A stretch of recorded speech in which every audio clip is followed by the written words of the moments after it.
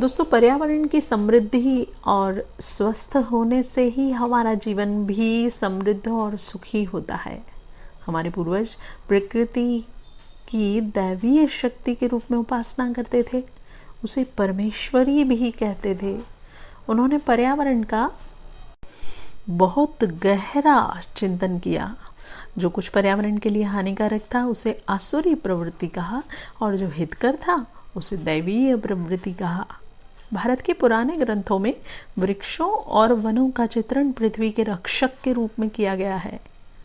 उनको संतान की तरह माना जाता था और उन्हें उनका पालन किया जाता था, और हरे भरे पेड़ों को अपने किसी स्वार्थ के लिए काटना पाप कहा जाता था। अनावश्यक रूप से पेड़ों को काटने पर दंड का विधान भी रखा गया था। और आज मनुष्य समझता है कि पृथ्वी समस्त प्राकृतिक संपदा पर सिर्फ और सिर्फ उसी का आधिपत्य है। हम जैसा चाहें उसका उपयोग करें।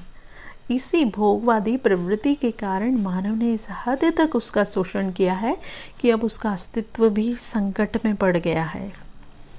वैज्ञानिक बार बार चेतावनी दे रहे हैं दोस्तों कि प्रकृति और पर्यावरण की रक्षा कीजिए, अन्यथा मानव जाति नहीं बच पाएगी।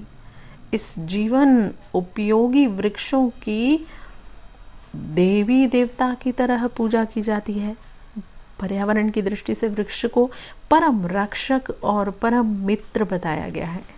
दोस्तों, यह हमें अमृत प्रदान करता है, दूषित वायु को स्वयं ग्रहण करके हमें प्राण वायु देता है, मरुस्थल का नियंत्रक भी है, नदियों की बाढ़ को रोकता है और जलवायु को स्वच्छ बनाता है। इसीलिए हमें वृक्ष मित्र होकर जीवन यापन करना चाहिए।